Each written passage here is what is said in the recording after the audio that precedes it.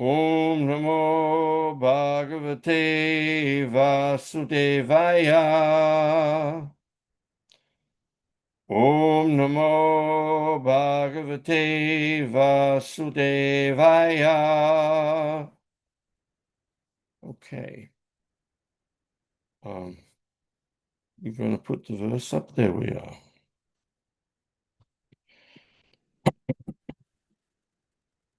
Srīmad Bhagavatam, Canto 2, Pure Devotional Service, Chapter 3, Pure Devotional Service, The Change in Heart, text number 13. Śaunaka uvacha itya bhivyahitam raja nishamya bharata shabha kim manyat prishtavan bhuyo vayasakim rishim kavim. Śaunaka uvacha itya bhivyahitam raja nishamya bharata shabha kim anyat prishtavan bhuyo vayasakim rishim kavim. Okay. Śaunaka uvacha. Śaunaka said, iti thus, abhivyahitam, all that was spoken, Raja the king, Nishamya by hearing, Bharata Rishabha, Maharaj Parīkṣit, Kim what, Anyat more, Prishtavan did he inquire from him, Bhuyaha again, Vayasakim unto the son of Vyasadeva, Rishim one who is well versed, Kavim poetic. Śaunaka said, the son of Vyasadeva, Srila Śukadeva Goswami, was a highly learned sage and was able to describe things in a poetic manner. What did Maharaj Parīkṣit again inquire from him after hearing all that he had said? Purport by Srila Prabhupada. A pure devotee of the Lord automatically develops all godly qualities, and some of the prominent features of those qualities are as follows. He is kind, peaceful, truthful, equitable, faultless, magnanimous, mild, clean, non-possessive, a well-wisher to all, satisfied, surrendered to Krishna, without hankering, simple, fixed, self-controlled, a balanced eater, sane, mannerly, prideless, grave, sympathetic, friendly, poetic, expert, and silent. Out of these 26 prominent features of a devotee, as described by Krishna Das Kaviraj in his Chaitanya Charitāmṛta, the qualification of being poetic is especially mentioned herein in relation to Śukadeva Goswami. The presentation of Srīmad Bhāgavatam by his recitation is the highest poetic contribution. He was a self-realized learned sage. In other words, he was a poet amongst the sages. Just read the verse again. Śaunaka uvacha itya bhivyahitam raja nisamya bharata shabha kim anyat prishtavan bhuyo vyasakim vayasakim rishim kavim. Śaunaka said, the son of Vyasadeva, Srila Śukadeva Goswami, was a highly learned sage and was able to describe things in a poetic manner. What did Maharaj Parīkṣit again inquire from him after hearing all that he had said? Umagyanati mirandasya gananjana shalakaya chakshurun militam jena tasmai Shri Gurave Namaha. Mukam karoti vachalam pangum langayate girim jatkripatam aham vande Shri Gurundi Nataranam. Namo Vishnu Padaya Krishna Prishnaya Bhutale Srimate Bhaktivedanta Swami Niti Namine Namaste Saraswati Deve Gauravani Pracharine Nirvishtesha Sunyavadi Pastachade Shatarine Vanchakopa Trubhyascha Kripasindove Vacha Patitanam Bhavanebhyo Vaishnavebhyo Namo Namaha. Namo Vishnu Padaya Krishna Prishtaya Bhutale Srimate Bhaktivedanta Swami Niti Namine Namaste Saraswati Deve Gauravani Pracharine Nirvisesha Sunyavadi Paschachade Shatarine. Jai Shri Krishna Chaitanya Prabhu Nityananda Shri Advaita Gadadhar Shivasadi Gaura Bhaktavinda. Hare Krishna, Krishna Krishna, Hare Hare, Hare Rama, Rama Rama, Hare Hare.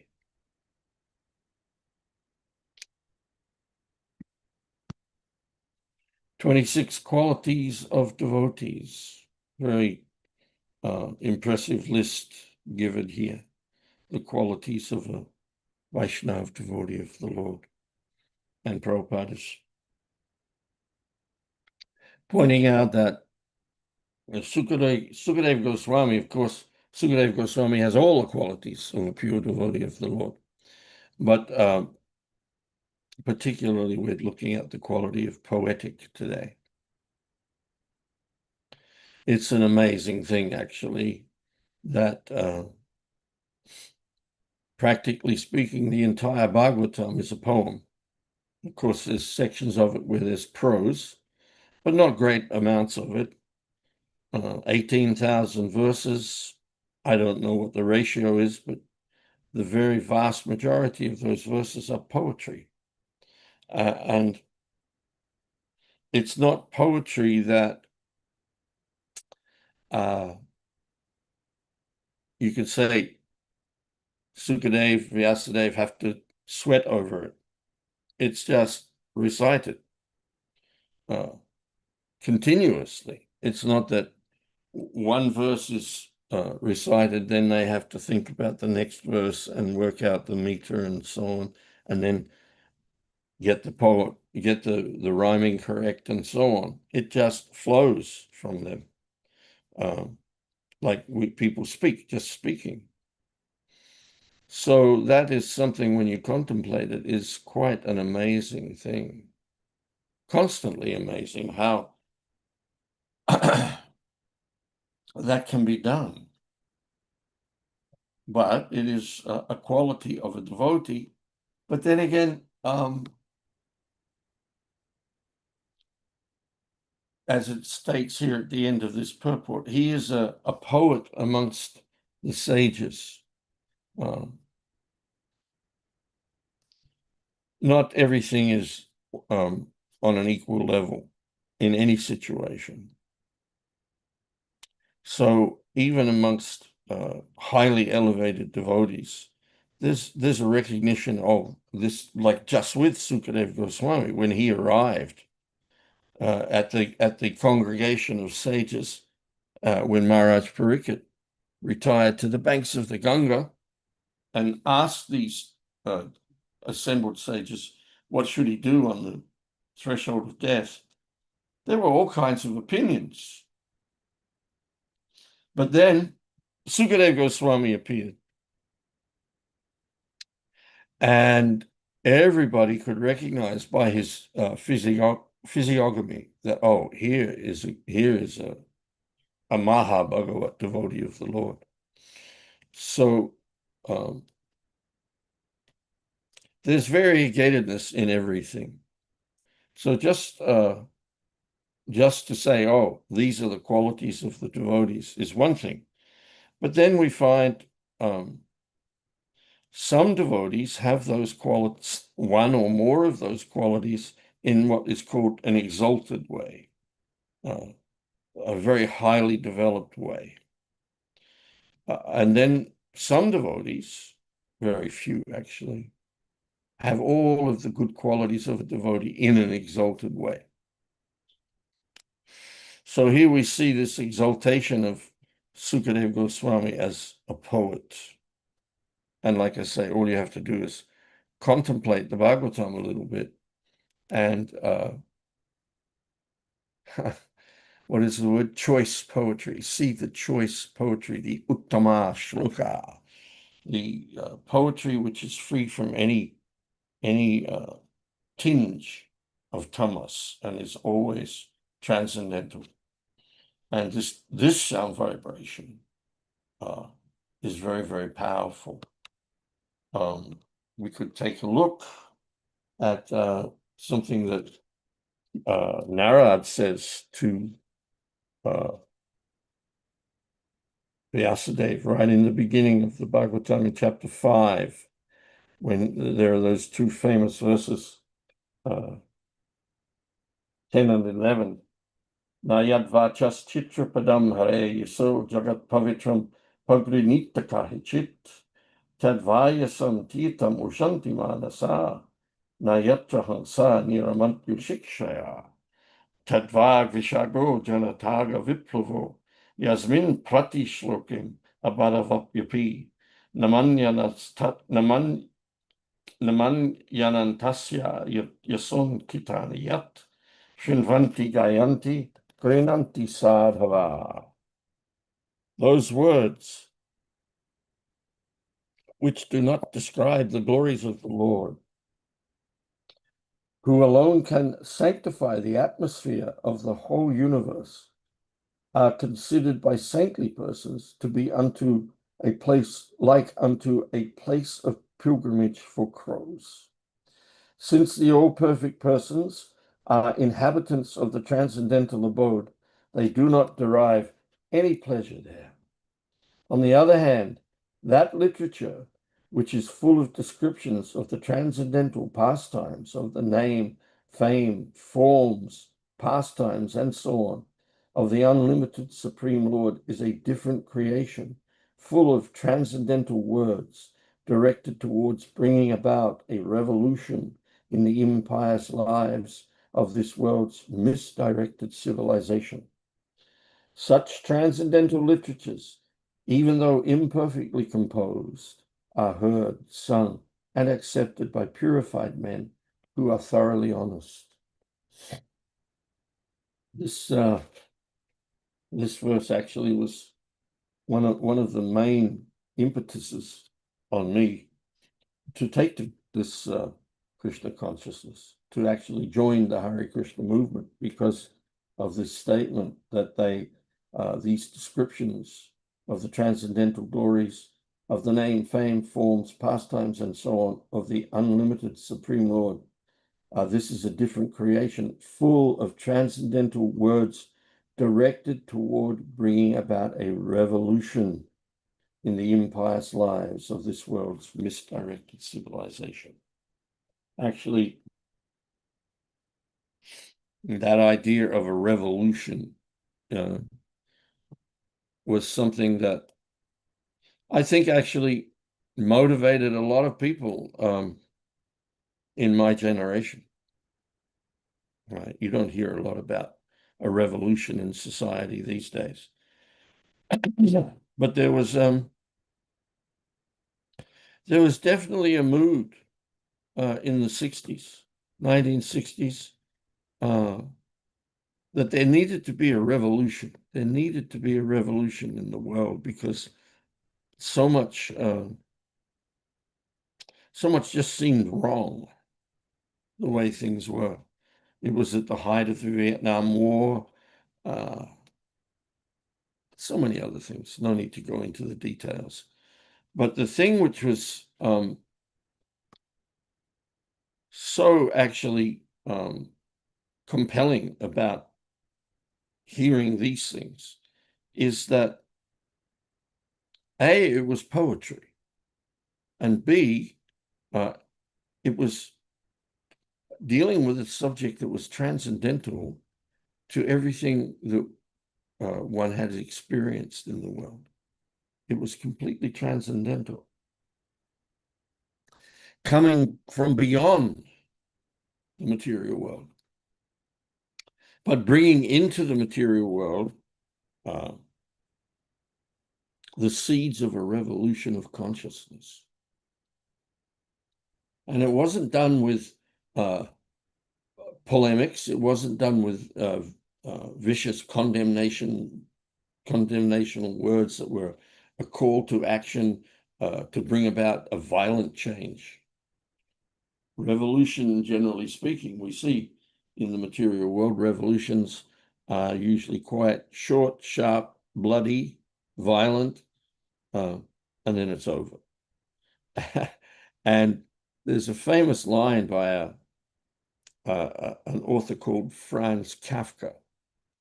And he said, the inevitable result of a revolution is the scum of a new bureaucracy. And this is generally what happens in material situations, because the atmosphere of the world now is, as it says here, very impious, bringing about a revolution in the impious lives of this world's misdirected civilization. These are very profound statements, and in themselves poetic. Srila Prabhupada, in the introduction to, or the prologue, the preface of Srīmad Bhāgavatam, he states, all disparity in human society is due to a lack of religious principles in a godless civilization. There is God, the Almighty One. These are very profound statements, very, very profound statements. And they make, if you're open, if you're on a quest, and that's what this is all about, this questions and answers. If you're on a quest for knowledge, if you really want to know what is the truth, why are things the way they are, and why can't they be different? And in all of that, we've discussed so many times the perplexities that we feel about life in the material world. And then suddenly, just out of the blue, as they say, Srīmad Bhāgavatam has appeared before us by the grace of Srila Prabhupada. And here we see this change comes about in our consciousness due to being exposed to the most lofty concepts and the most lofty thoughts presented in such a beautiful way. There's nothing cheap or nasty or coercive in the language that is used by Śukadeva Goswami. Beautiful, beautiful statements. And then we see the way Bhagavatam works, a question is asked, and then on the basis of that question, we go to somewhere else, another place, another time in the universe, where we hear other great personalities, just like here we see Narad, as I'm pointing out, Narad speaking to Vyasadeva. But then we go to situations on other planets where we hear the stories of so many activities of great devotees. And we hear such profound philosophy spoken in those situations, different times, different places, all about the same subject and all spoken in choice poetry, beautiful poetry. So these are the beautiful qualities of the beautiful Srīmad Bhāgavatam and the beautiful devotees who appear to us in the Srīmad Bhāgavatam. And all we have to do is relish it, drink it through the ears. The beginning of the Bhagavatam in the third verse, of the first canto, third verse of the first chapter. Nigima kalpataro galitam phalam sukha mukad amrita drava samyutam pibita bhagavatam rasamalayam mohoraho rasika bhuvi bhavukaha. You can practically taste what's being said there. And the statement is very powerful. O expert and thoughtful men, relish Srīmad Bhāgavatam, the mature fruit of the desire tree of Vedic literature. It emanated from the lips of Sri Śukadeva Goswami. Therefore, this fruit has become even more tasteful, although its nectarian juice was already relishable for all, including liberated souls. And if you look at the word for word here, it's very, very beautiful. Amrita drava samyutam. Amrita is nectar. Drava. Drava means semi-solid and soft, and therefore easily swallowable. Samyutam, perfect in all respects. Pibita, do relish it. Do relish it. Saying it is relishable, and hearing it is relishable. That meaning of drava, semi-solid and soft, and therefore easily swallowable. It's a nectar which is easily swallowable through the ear. Through the ear.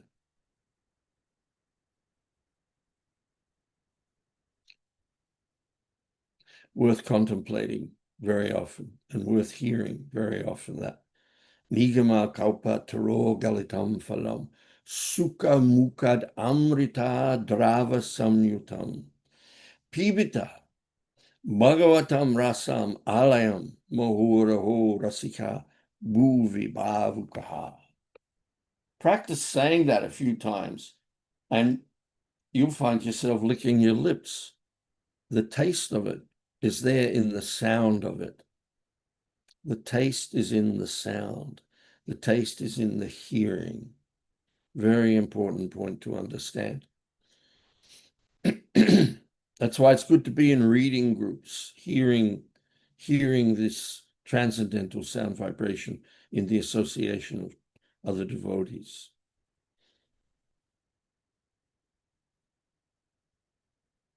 And the more we go on hearing this, the more relishable it becomes. There's no end to it. Prabhupada gives the example of how a person may enter the Pacific Ocean and start swimming. And there's no end to it. You can swim this way, that way, all around forever. You can just keep swimming. And the same example is there in terms of the nectar of transcendental sound vibration, the nectar of hearing anything to do with the Supreme Lord. It's like an ocean of nectar, a deathless ocean of nectar, which one can swim endlessly in, dive deeply in, swim around, and so on. And the variegatedness of it never ends.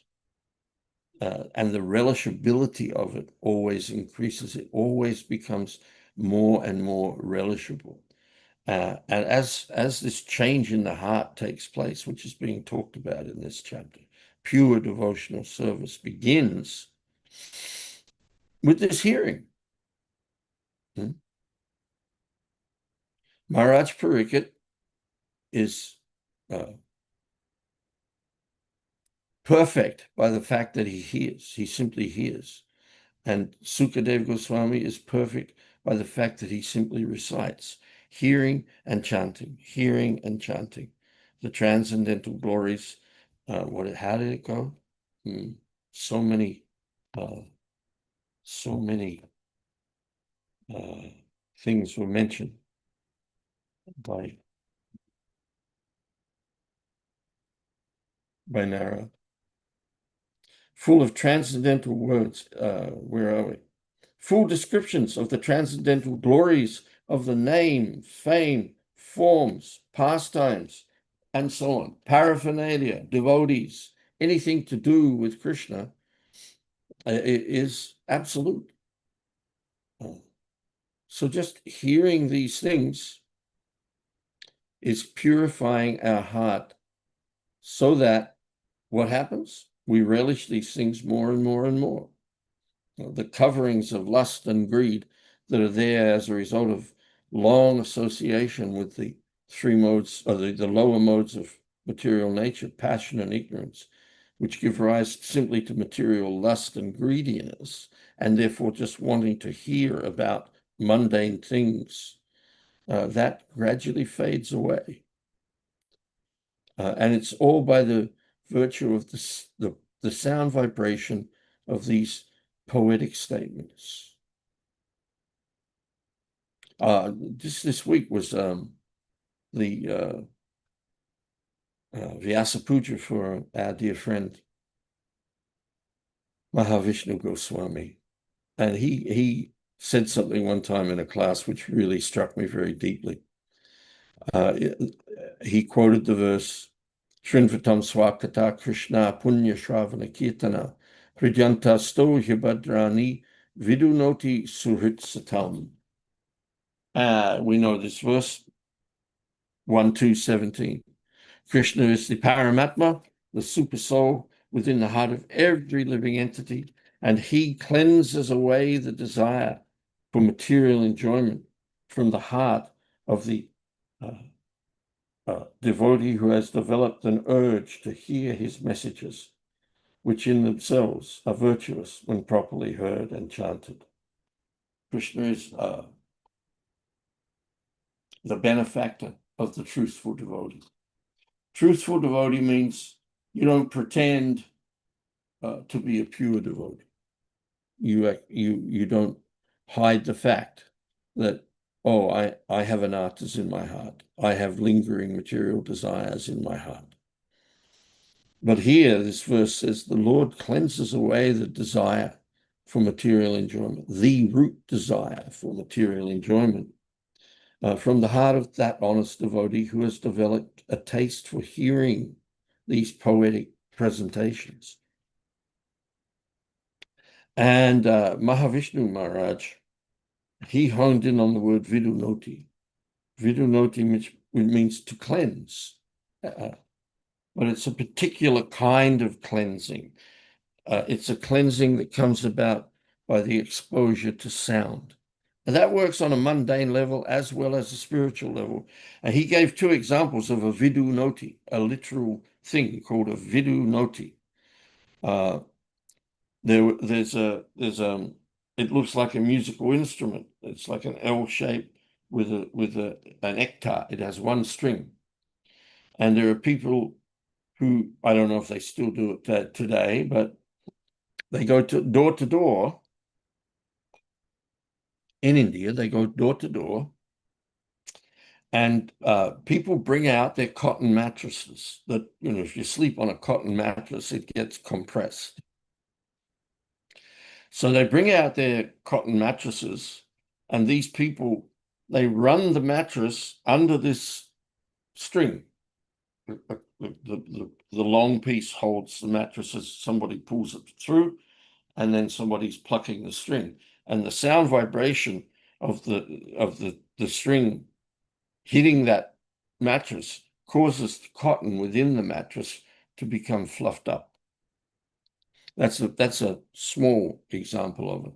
On a large scale, he explained how there are huge sheds in cotton fields where there's a big bow like Lord Shiva's bow that goes all the way through the length of the shed and extends beyond the shed and has a very thick and taut rope on it, cord. And it has a chicken wire floor. And all of the cotton that's picked, they have bags on their back and they pick it and they put it in that. And when that bag's full, it gets brought to this shed and it's all thrown in. And there's quite a thick bulb around, hard bulb around the cotton bud that bursts open as the cotton ball comes in to form, and that breaks away, but little pieces of it remain, and then there's dust and all kinds of, it's dirty. So it all gets thrown in that shed, and then they start beating out ragas on either end of that cord, either end of the shed. They beat out a raga that sets up a vibration all through the center of the shed. And that vibration goes out into the cotton. And again, the cotton balls fluff up and all the dirty things begin to fall away and fall down through the cotton. And then when they get to the bottom, they fall through the chicken wire. And then at a certain point, they open up the shed and it's full of a big, white, fluffy, clean ball of cotton. And then that's taken and they make thread out of it. And it's all based on sound. That's just a mundane cleansing through sound. But here, Shrinvatam Swa Kata Krishna Punya Shravana Kirtana Hridyantasto Hyabadrani, all the abhadra, all the inauspicious, dirty things in the heart, they begin to fall away from our hearts by this hearing of transcendental sound vibration. Vidunoti Surit Satam. And it's all under the observation, all under the auspices of the dearmost friend who's sitting within our hearts. He reciprocates with us. And while all these dirty things are falling away from our consciousness by us practicing this process, the Lord himself cleanses away the root of all desire to enjoy material happiness. So it's a very wonderful mutual process that begins to take place once we become serious about hearing transcendental sound vibration from the lips of pure devotees.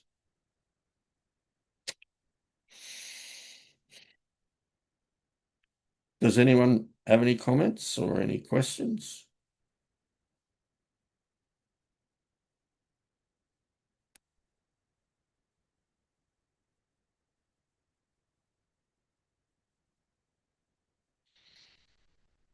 Oh, come on, somebody. Come on.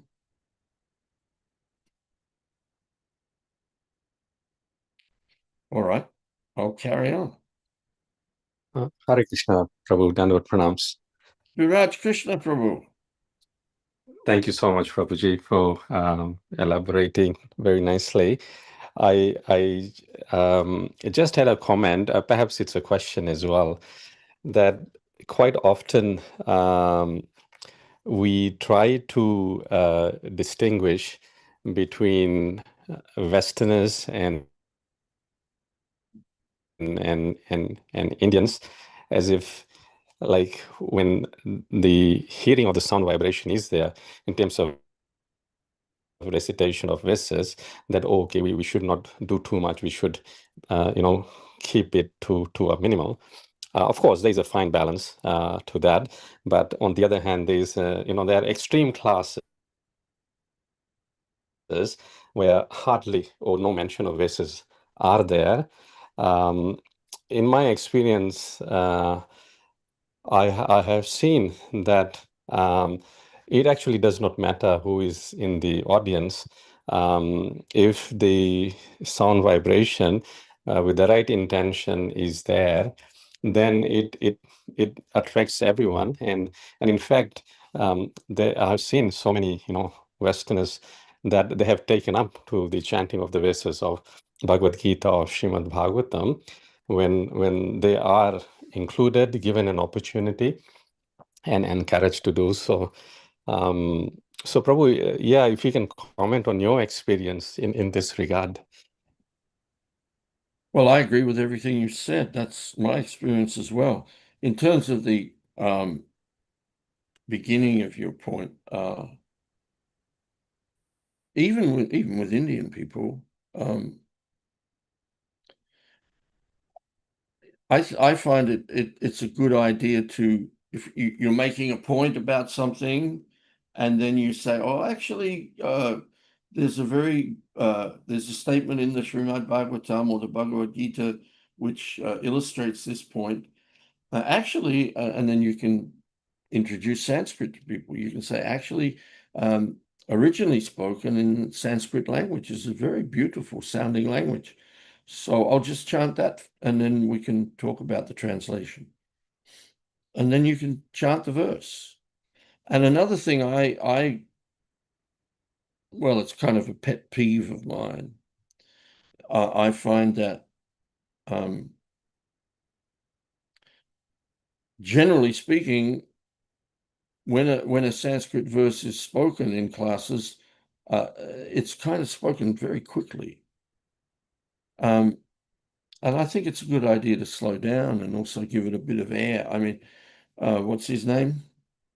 Amarendra, I think, is very expert at this. He can chant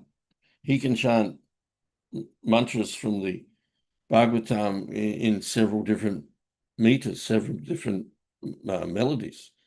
So, and I see he takes the time to do it and give it the air and let it be there and let the sound vibration be there in the air, because doesn't matter who we're speaking to conditioned souls, and the soul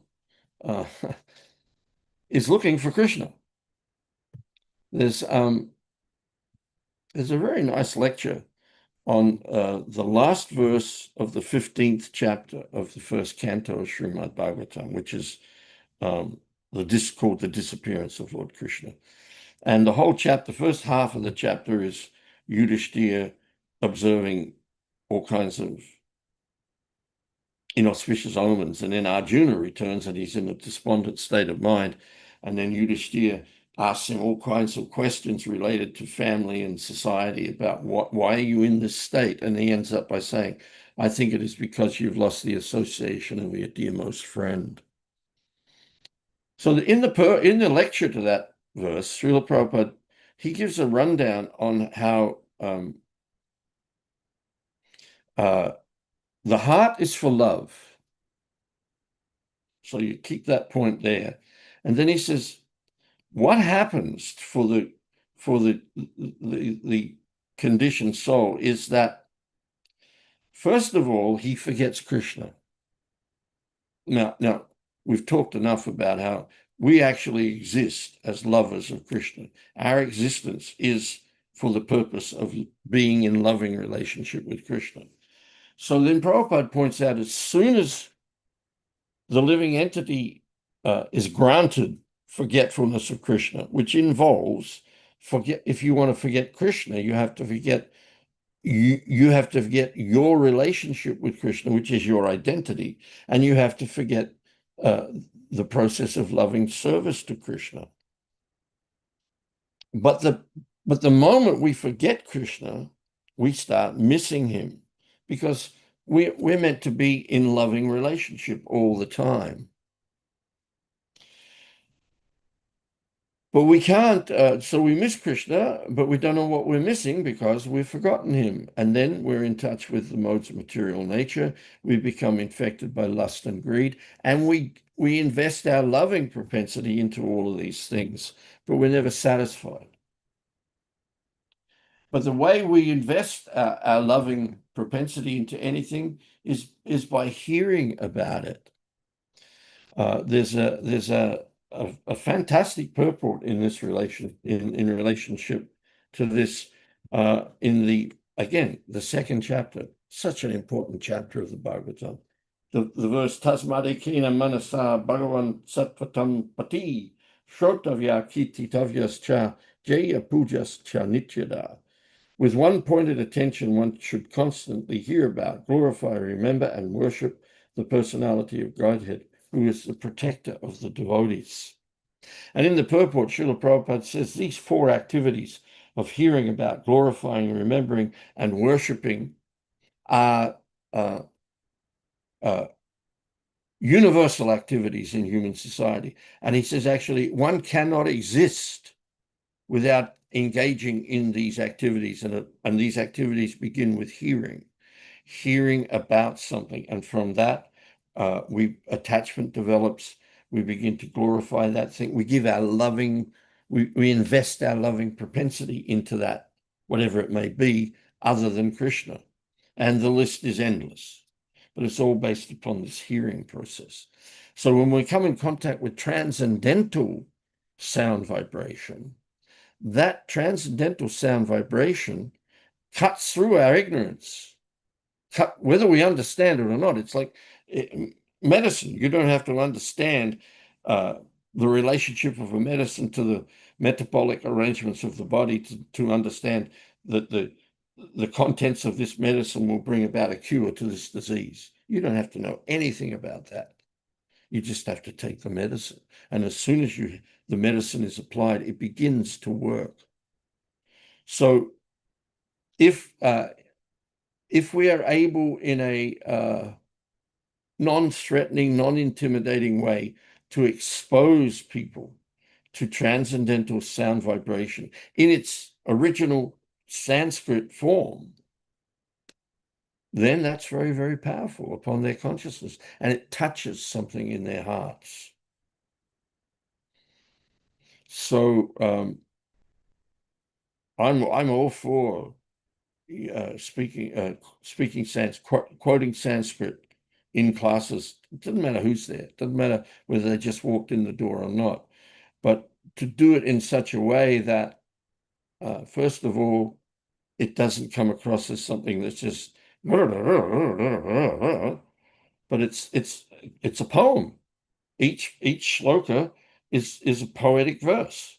So give it that air and let it be in the air, vibrating in the air. And the soul actually can't help himself. He's attracted.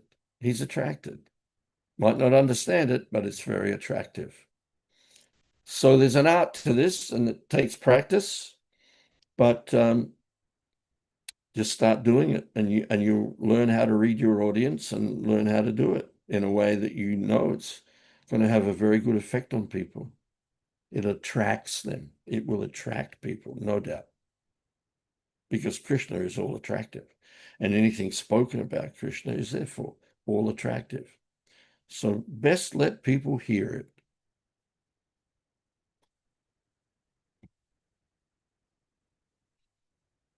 Raj Krishna Prabhu, is that okay?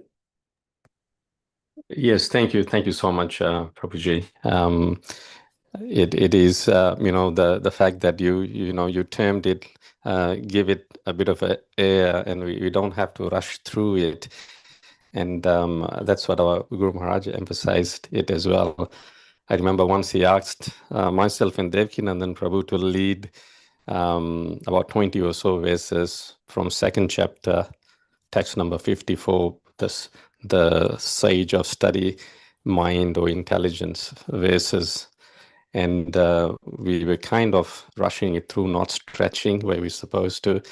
And then he stopped us in the middle and he chastised us because you're not pronouncing correctly, you are not stretching enough.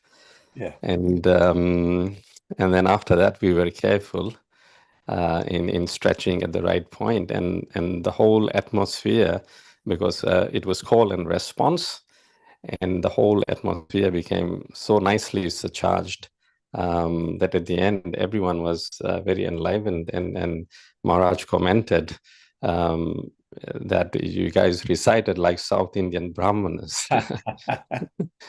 But yes, it is sometimes we underestimate the wealth we have got, and we need constant reaffirmation. And so I really thank you, Prabhuji. Thank you so much. Thank you. I'm just thinking, it's the same thing with japa. Srila Prabhupada points out, I can't remember, I think it's chapter 7, verse 32 of Madhya Lila in the purport. He makes it very clear about how you have to very clearly pronounce the words of the mantra. It involves using your lips and your tongue. There's all kinds of workshops these days about japa, and all good, but it all boils down to one simple thing. And Srila Prabhupada, in a morning walk, was asked one time by a devotee, a very serious devotee, said, "Oh, Srila Prabhupada, what should one think of when he's chanting his japa?" And Prabhupada said, "Where is the question of thinking? You simply chant and hear." And that seems to some people to be, well, that's brainwashing. That's, you can't ignore your mind. But the very word mantra means ignore the mind. Ignore the mind. Go beyond the mind. We're all trapped in our minds. So time out of mind is made available. In other words, time on the transcendental platform is made available by hearing and chanting transcendental sound vibration. So it's always good to have like a checkup now and again. How am I chanting? Oh my goodness, I'm not chanting clearly. Obviously, my mind's wandering. I'm giving into the mind so much. And that's brought about by all kinds of things. Somebody was asking me yesterday some questions about how do you distinguish what is Maya and what is Krishna? Where do you get that intelligence from, and so on? Everything comes from hearing. And so by hearing transcendental sound vibration clearly and attentively, all kinds of things happen to your consciousness, because there is inconceivable power in this sound vibration. Inconceivable power. So once we're exposed to it, Prabhupada says, once that starts to happen, it's like when the rats abandon the sinking ship. All kinds of unwanted and dirty things begin to just disappear from our hearts.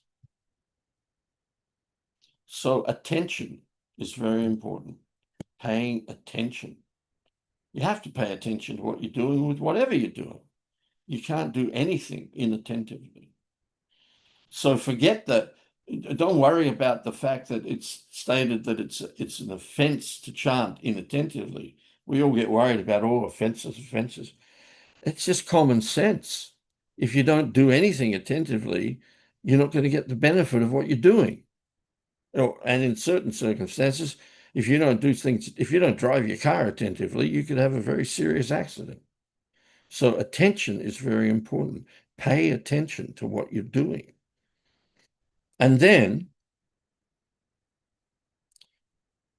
pay attention to what your intention is.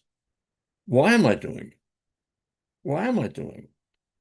So understanding the potency of what we've got ourselves involved in, and the exalted quality of this hearing and chanting is something that we need to be mindful of and keep ourselves mindful of all the time, so that we don't allow ourselves to slip into bad habits of inattention, which can happen. You can be chanting and suddenly you realize, oh my God, my mind's just been somewhere else for ages. I've been hearing what I'm doing. I haven't been hearing what I'm doing. Hare Krishna.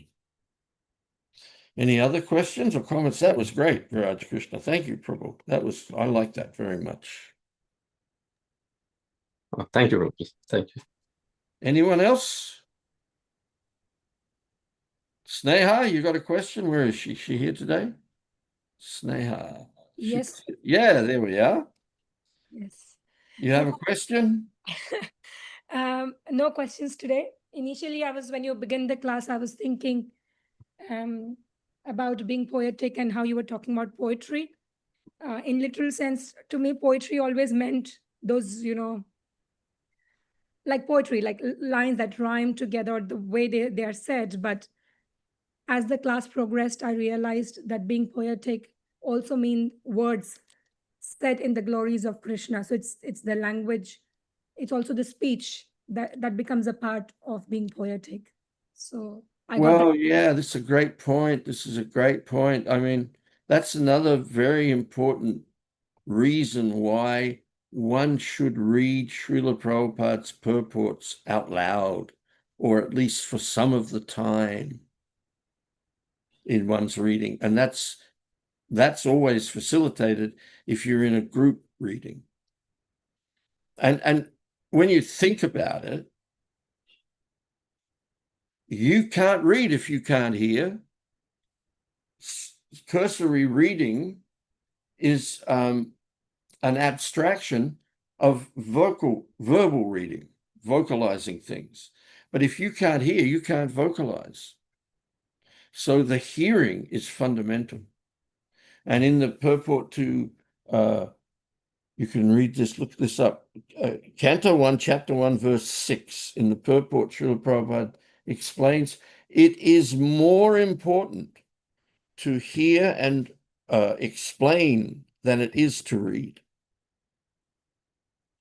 And actually, the ability to explain is accentuated by hearing rather than cursory reading.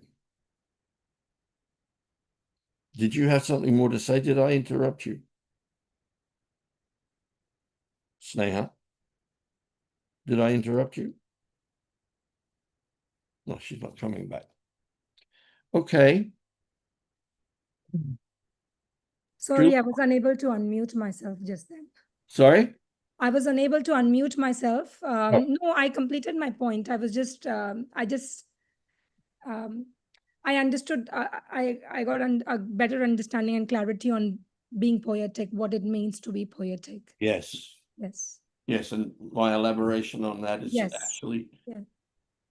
Srila Prabhupada's purports are so poetic.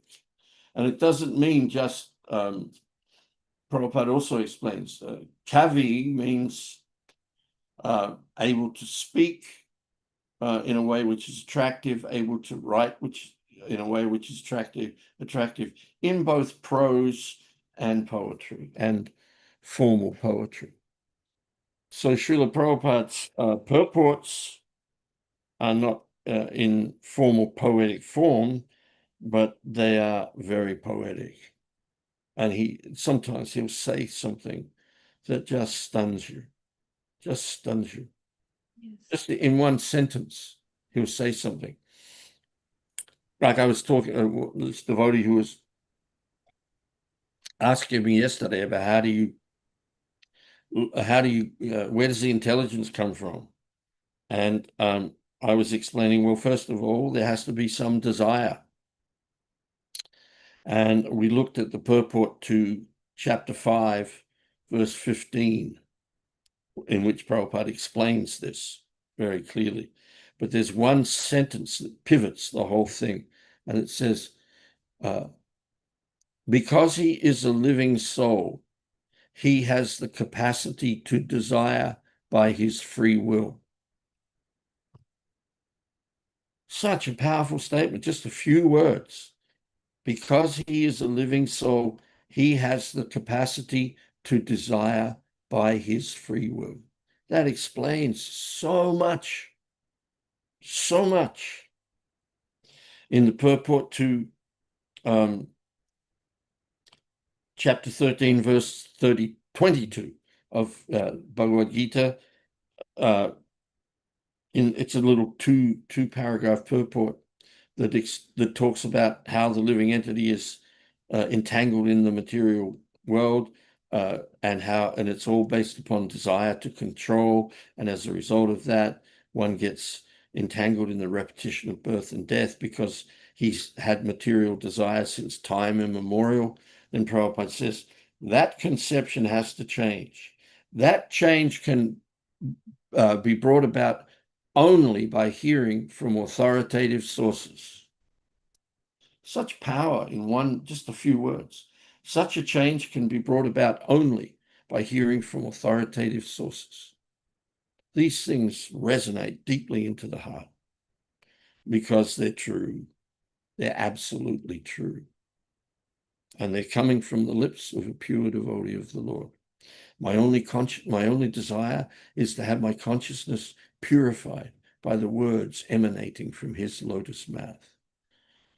Attachment to his lotus feet is the perfection that fulfills all desires. He opens my darkened eyes and fills my heart with transcendental knowledge. From him, ecstatic prema emanates, and by him, ignorance is destroyed. How does it emanate? In the form of what he says, his words.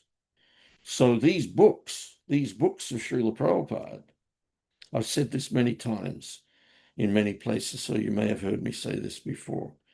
But you know those little time release capsules you can get when you've got a cold?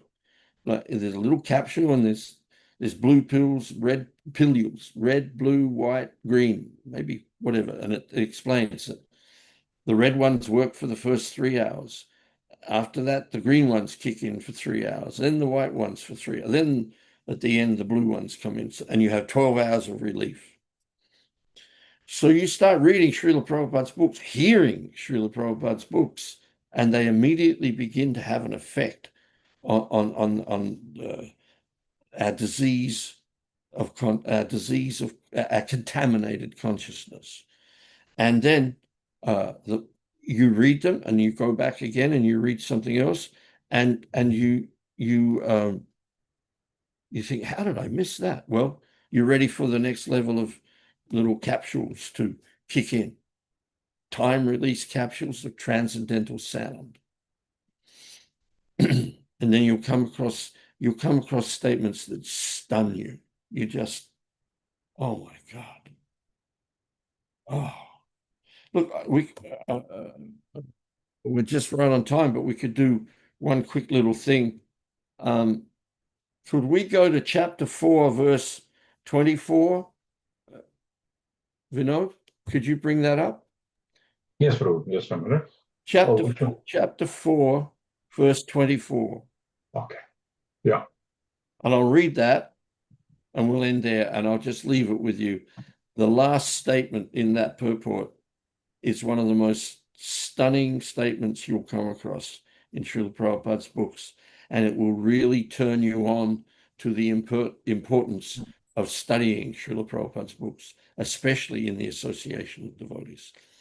Namas tasmai bhagavate vasudevaya vedase papur jnanam ayam somya yanmukam buruha savam. So there's a word there, vedase, which means the compiler of the Vedic literatures. So if you go to the purport, or go to the verse translation, I offer my respectful obeisances unto Srila Vyasadeva, the incarnation of Vasudeva, who compiled the Vedic literature. First half of the verse. Then the second half. The pure devotees drink up the nectarian transcendental knowledge dropping from the lotus-like mouth of the Lord. The second half of this verse becomes very important in the second half of the purport. So we'll just read the purport. In pursuance of the specific utterance Vedhase, or the compiler of the system of transcendental knowledge, Sridhar Swami has commented that the respectful obeisances are offered to Srila Vyasadeva, who is the incarnation of Vasudeva. Srila Jiva Goswami has agreed to this. But Srila Vishwanatha Chakravarti Thakur has made a further advance in regard to the second half of the verse. The pure devotees drink up the nectarian transcendental knowledge dropping from the lotus-like mouth of the Lord. And he says, Srila Vishwanatha Chakravarti Thakur has made a further advance, namely that the nectar from the mouth of Lord Krishna is transferred to his consorts, and thus they learn the finer arts of transcendental dance, music, dance, dressing, decorations, and all such things which are relished by the Lord. Such music, dance, and decorations enjoyed by the Lord are certainly not anything mundane, because the Lord is addressed in the very beginning as para, or transcendental. This transcendental knowledge is unknown to the forgotten conditioned souls. Srila Vyasadeva, who is the incarnation of the Lord, thus compiled the Vedic literatures to revive the lost memory of the conditioned souls about their transcendental relation with the Lord. One should therefore try to understand the Vedic scriptures, or the nectar transferred by the Lord to his consorts in the conjugal humor. From the lotus, sorry, I'm rushing. I'm worried about time. From the lotus-like mouth of Vyasadeva or Śukadeva. By gradual development of transcendental knowledge, one can rise to the stage of transcendental arts of music and dance displayed by the Lord in his Rasa Lila. But without having the Vedic knowledge, one can hardly understand the transcendental nature of the Lord's Rasa dance and music. Now, this last sentence. The pure devotees of the Lord, however, can equally relish the nectar in the form of the profound philosophical discourses and in the form of kissing by the Lord in the rasa dance, as there is no mundane distinction between the two. I'll leave you with that to contemplate. The nectar in the form of profound philosophical discourses that we are engaging in, relishing, hearing these things from Srila Prabhupada, is no different than being kissed by the Lord,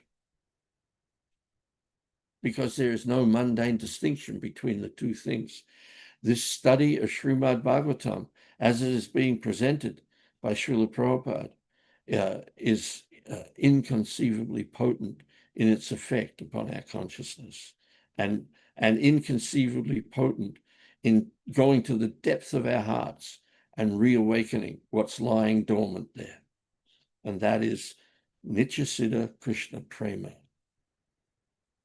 Hare Krishna. Vanchakalpa Trubhyascha Kripa Sindho Bhaivacha Patitanam Pavanebhyo Vaishnavebhyo Namo Namaha. Thank you all so much.